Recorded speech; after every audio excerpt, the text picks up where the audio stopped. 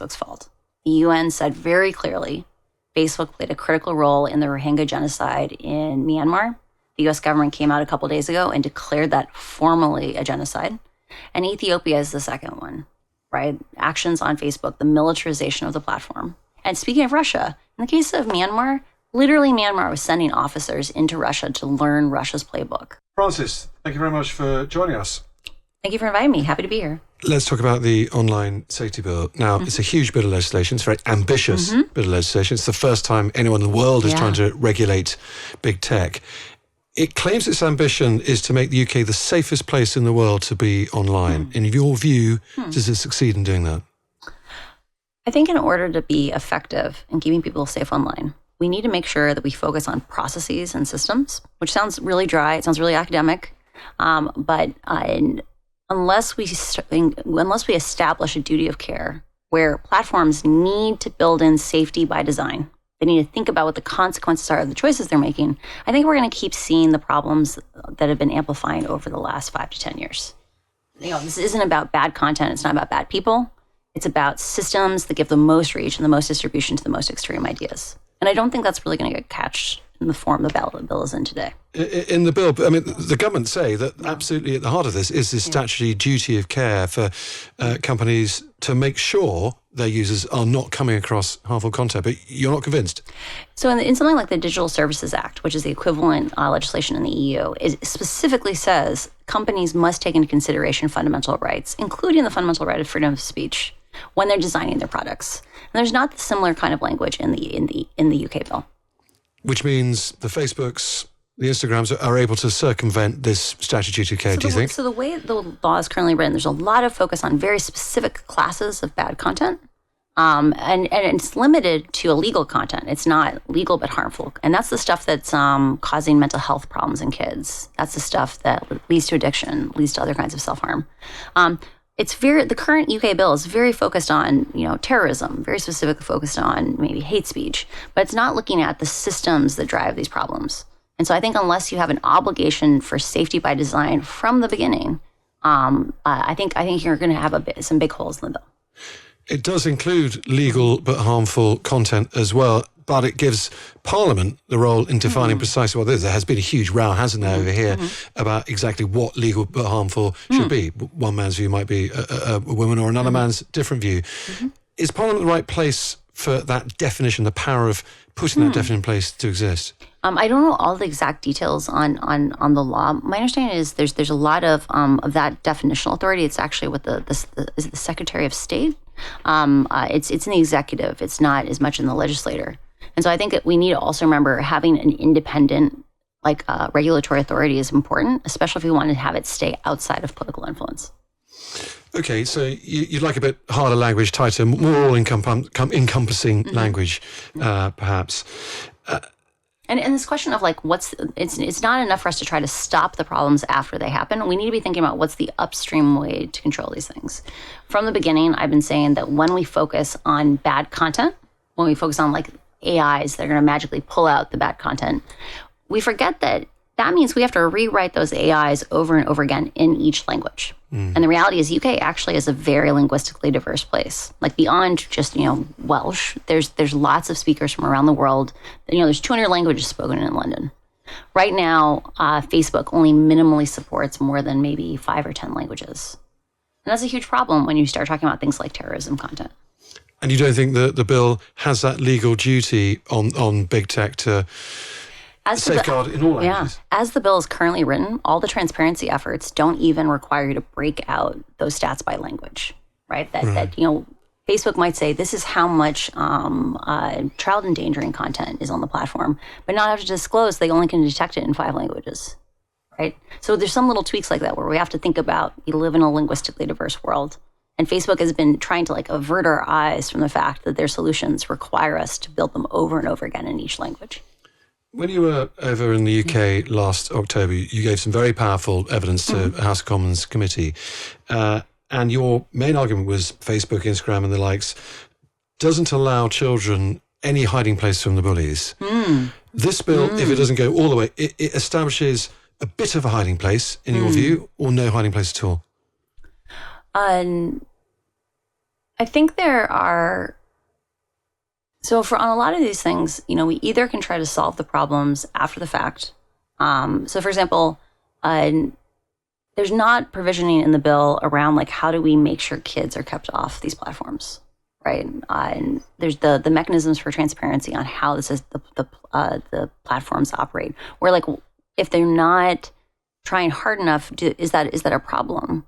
If we don't encapsulate a duty of care to make sure that they have an obligation to fulfill like a certain minimum bar, I think it's going to end up being something we regret down the road. Okay, you mentioned transparency. How satisfied are you how transparent it forces the various tech companies to be?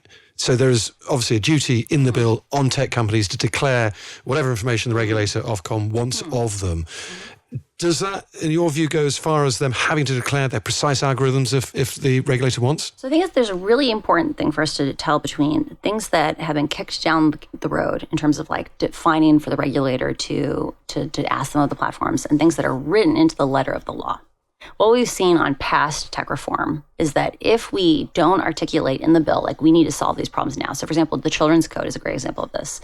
That's not, a lot of the rights for children are not being articulated in the bill. It's something that Ofcom will have to come up with over the next years. Like we're talking 2 or 3 years before these things may take effect, right?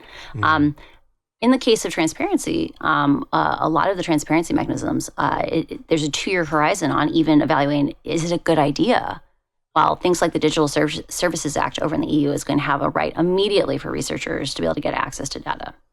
Unless we have the ability to ask our own questions of these platforms, Facebook will continue to hide how they actually operate and the consequences of that from the public.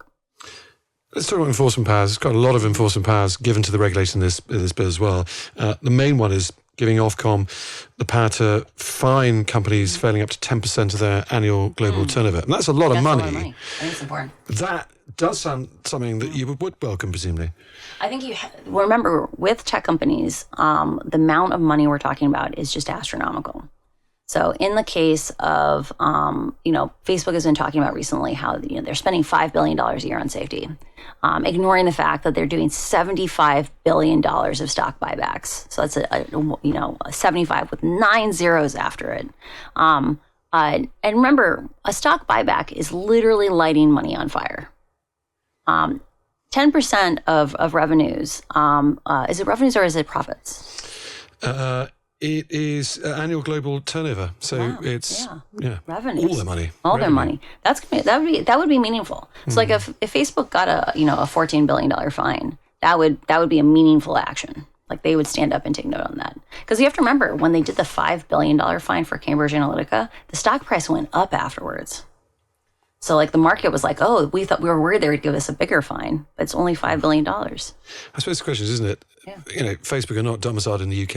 A UK government or UK regulator can fine them X amount of billions they want. Very hard to enforce them actually paying that fine, isn't it? And you can imagine things.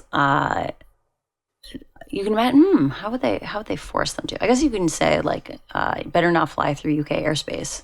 Can you imagine Mark Zuckerberg's plane getting landed? It would be very disruptive. I mean, there's one of the major engineering hubs for Facebook is in London. And I don't think people are aware of this, but London is very important to Facebook because they can still hire high quality people here. And in Silicon Valley, it's very hard for them to get mid or senior level employees. Because they're all employed already? Because people, there's enough brand damage now for Facebook that people who have options, and all mid and senior level people in Silicon Valley, there's other jobs they could take. Wow. And they've struggled for it. And in the UK, they're willing to pay Silicon Valley salaries, but in London, and it means that they have incredibly competitive offers for their London employees. Okay, so if they don't want to get on the wrong side of the government. If they lost the London employees, that would be a meaningful hurt to the engineering team. And so I think that's a place where you can force them to pay the fines. It's like, well, we'll close your offices. Yeah. Right. There's another interesting enforcement power. There was a big debate about this again as well. Do you hold executives, big tech executives, criminally liable responsible if they don't, uphold their duty of care? Which is debating exactly what their duty of care would be. But if they don't uphold it, are they criminally liable? Should they be going to prison? Should they be prosecuted? The bill states that unless big tech executives declare information required by Ofcom, then they're held criminally liable, but they won't be held criminally liable if they break their duty of care. Is that the right balance, or would you like to see them going to prison for failing totally? I think there's definitely a cultural problem at Facebook where people the culture doesn't value individual responsibility. Like over and over again, executives have appeared before the Senate, before the UK Parliament, and said things like, people ask, like, so who's going to be responsible for deciding whether or not there's going to be Instagram for kids? And over again, the executives say, no one makes that decision. Like a committee will make that decision. Or if there's some decision that's regretted, like Cambridge Analytica, they never name names. And I think there's a real thing of that culture has to change. Like unless you have a culture that says, hey, sometimes people are responsible. And if it means that the law has to come in and establish kind of that cultural shift, I think that's a good thing because it means that more decisions will get stopped sooner that should. So the government's argument is, great, we can threaten to send all of Facebook and Google's and Instagram's top executives to prison. They then won't come to work in London. They'll be scared away, and London will lose a huge amount of revenue and tax revenue from tech, because it's obviously a thriving business here. Do you buy that? I think a thing that you should keep in consideration is, right now the National Health Service is struggling to have enough pediatric mental health beds, right? The kids with eating disorders are being forced to have nurses at home because the pediatric wards for eating disorders are so full. Yes, there are tech jobs from Facebook, from other big platforms in London. I think the costs of waiting to regulate, to have oversight, are going to be far higher than anything you would lose from just a few tech jobs. Let me ask you about another element that's quite prevalent now. Obviously, Russia has invaded Ukraine. With that is a misinformation and disinformation campaign by the Russian government. Now, this bill is coming to Parliament soon. We're expecting next week. It's now not going to be next week. It's not going to be on statute for months. That Russian disinformation is still out there. What sort of damage do you think the Russian government are doing right now because they have free-for-alls on these big tech platforms? So I used to work within the threat intelligence work at Facebook. So I was on the counter espionage team, which is the sister team to the information operations team. Because often you begin with espionage on your way to information operations, because you have to spy on people to figure out who are the actors you want to act with. The thing we need to remember about Ukraine, about Russia, is it is not about a few outlets being bad actors. It is that Russia has built a network of tens of thousands of individual accounts, of pages, of groups, and they're able to do these echo chambers to make whatever lies they want to tell look like reality. And it's important for us to remember this is not just happening in Ukraine. It's not just happening in Russia. Russia is acting on UK citizens right now.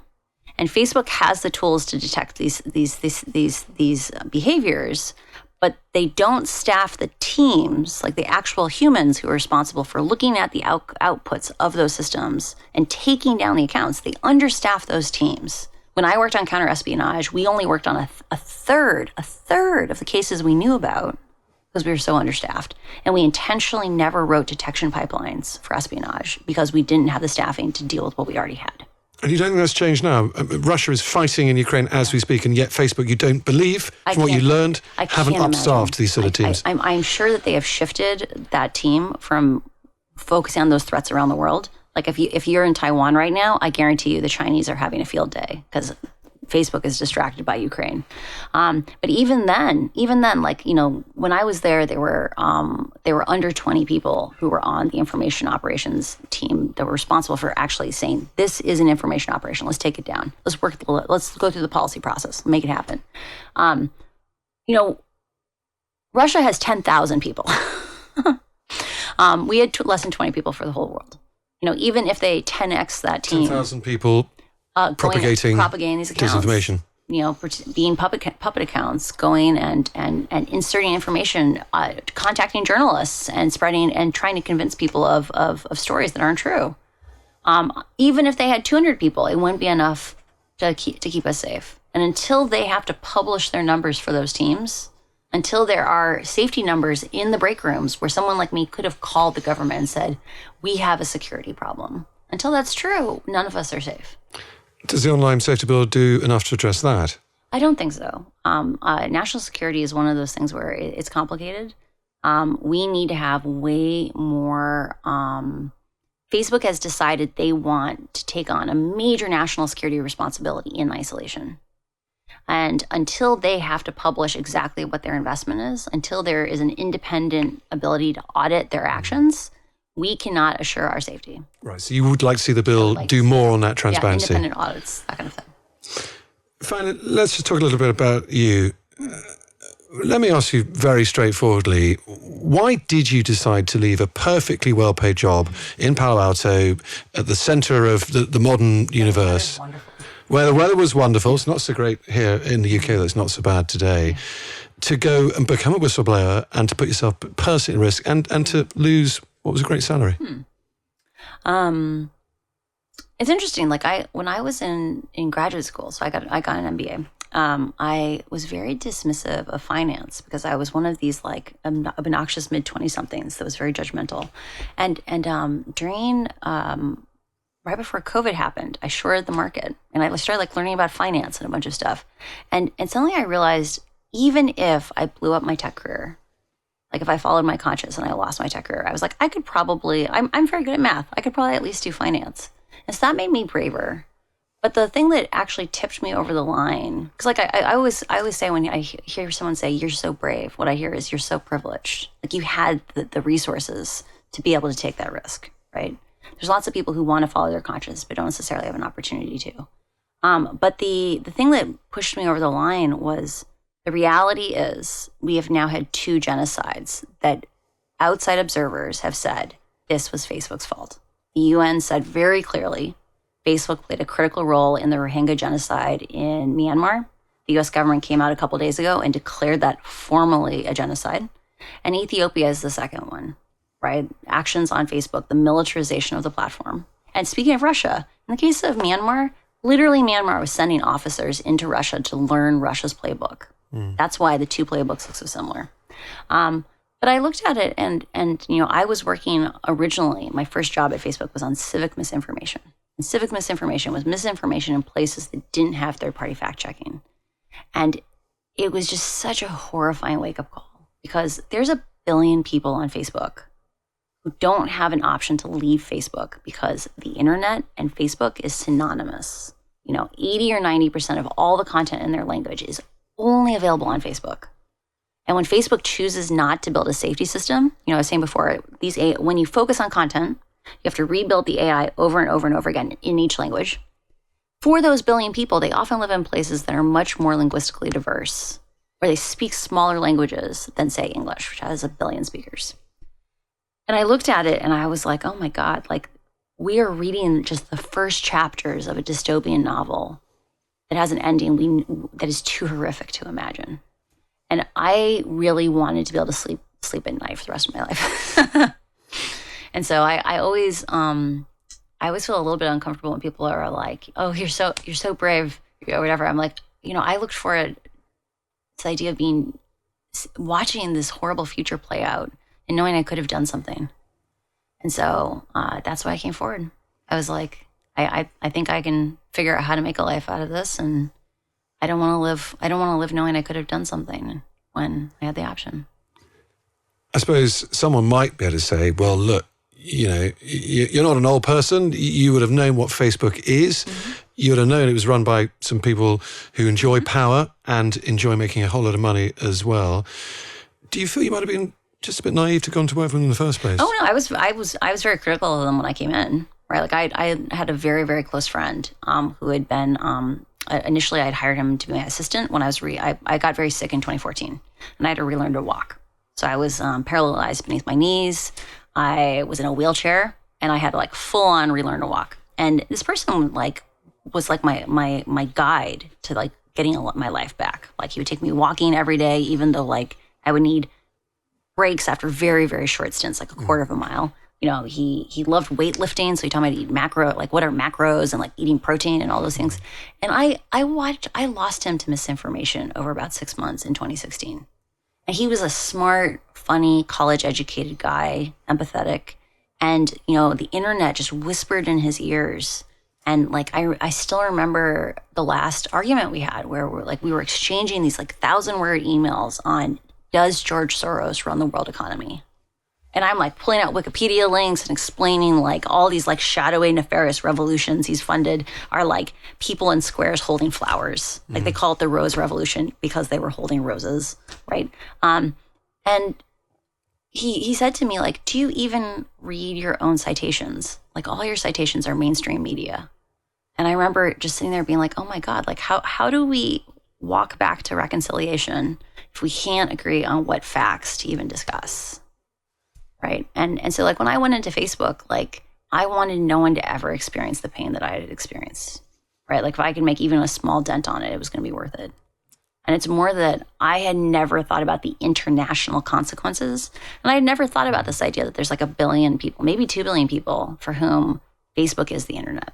And you walked away because obviously you failed to do that. Yeah, I saw that Facebook was unwilling to make the organizational commitments to change. So they got rid of the team I was on, Civic Integrity, right after the 2020 election. And when they did that, it was a wake up call for me because I could see that Facebook didn't understand that just because there wasn't blood on the streets in the United States, that the problem was not actually fixed, right? Like we still had a problem. And like what happened at the Capitol shows you that problem was real. January 6th. Yeah, January 6th. Finally, let me ask you about someone called Nick Clegg. Oh. Now, he's a well-known person. He used to be Deputy Prime Minister. He obviously works for Facebook now, a very senior role in Facebook. Do you ever come across him when you worked for Facebook? I never did. Yeah. Funny enough, he says he joined Facebook exactly the same reasons you did. He was hugely criticised for doing it, and he said, I'm going to do it because I'm going to change it from the inside. It's my chance to reform it and make big tech and social media a better thing. Do you think he still really believes that, or has he been swallowed by mammon? I try not to read other people's minds. I'm a bad mind reader. Well, he still works for them, He still does. Yeah, that's true. I think there's a thing of there is an echo chamber inside of Facebook. And I'm sure there is a more pronounced echo chamber in the comms team than there is in, say, like the threat intelligence org, where we like literally watch nation state actors weaponize the platform every day.